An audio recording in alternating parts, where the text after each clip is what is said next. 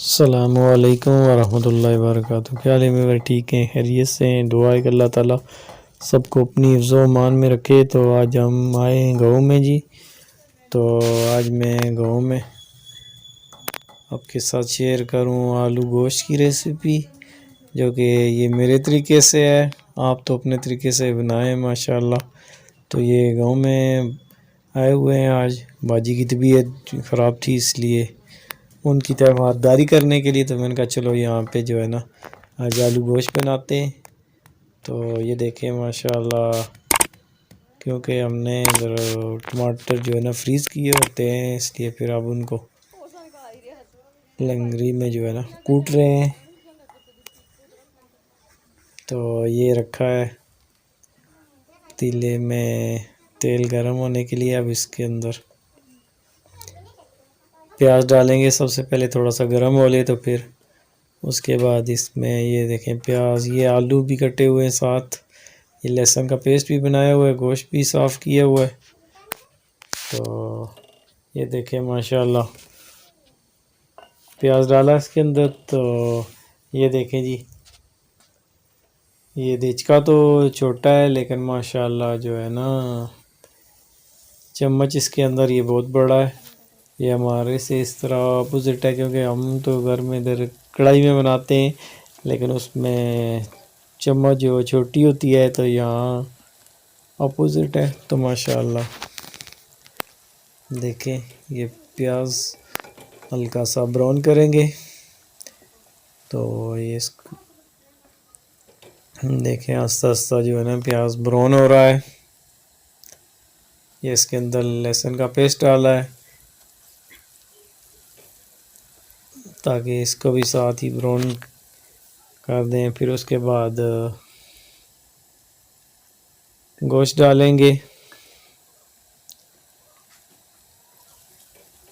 तो ये अभी प्याज और लहसुन दोनों जो ब्राउन हो रहे हैं, तो ये देखिए अभी हम इसमें गोश्त शामिल कर रहे हैं। ये गोश्त डाल दिया है। अब इस गोश्त को इसमें फ्राई करेंगे।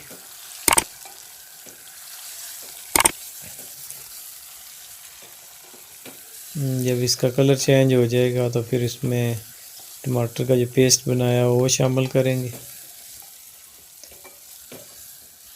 ये देखें माशाल्लाह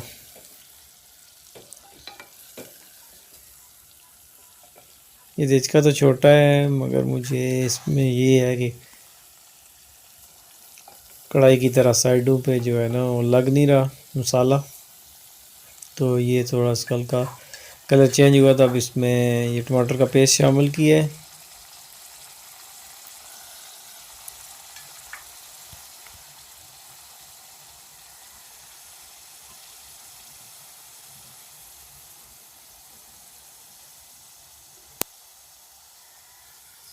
ये पेस्ट ऐड करने के बाद अब इसको भूनेंगे। अब ये जो गोश्त पानी छोड़ेगा, उसके अंदर ये टमाटर वगैरह जो ये मसाला जो है ना मिक्स हो जाएगा। अब इसको भूनेंगे। अब हल्की सी आंच तेज़ की है जी।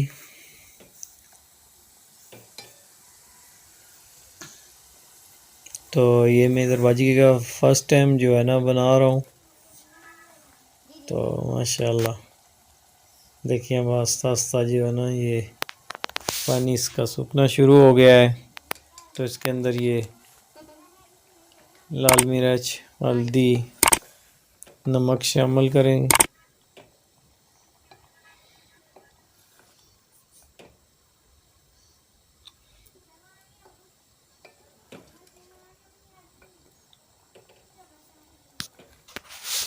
अब थोड़ा सा गोश्त को भूनने के बाद फिर इसमें के अंदर आलू शामिल करेंगे।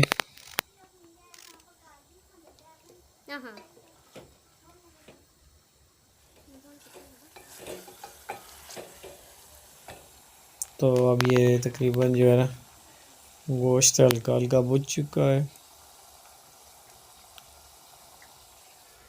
तो अब इसके अंदर ये आलू शामिल कर रहे हैं।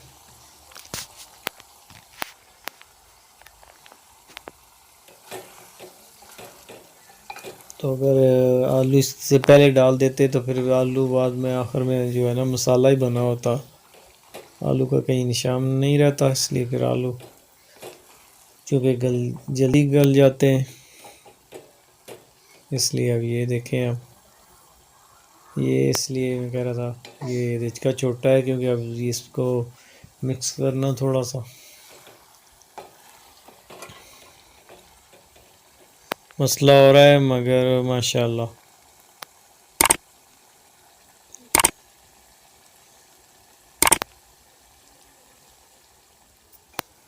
तो ये देखें अब जो है ना ये हरी मिर्चें 2 शामिल की हैं साबुत। माशाल्लाह हरी मिर्चें भी काफ़ी सेहतमंद हैं। ये देखें हम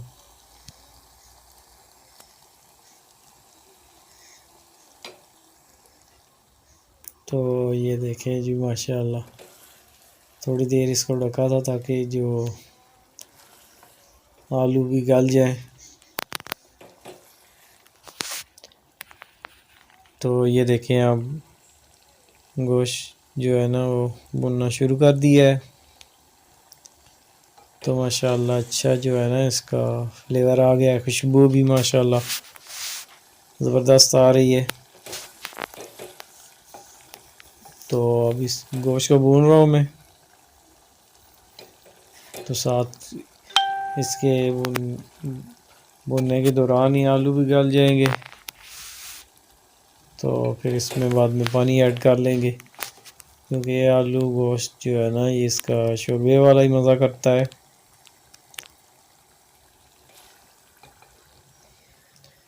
तो ये देखें माशाल्लाह गोश्त तकरीबन जो है ना वो इसकी बुनाई मुकम्मल हो चुकी है।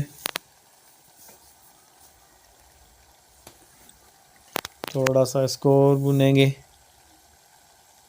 अब इसमें ये मसाला ज़ीरा और धनिया पेस्ट जो है ना वो शामिल किया है। तो ये देखें माशाल्लाह इसका मसाला जो ना वो अच्छी तरह भून लिया है। तो अब इसमें पानी शामिल कर रहे हैं जी, ये शोरबा बनेगा इसका आलू गोश्त शोरबा जी। तो माशाल्लाह ये जी हमारा आलू गोश्त तैयार हो चुका है। अब इसको थोड़ा सा सेट करेंगे।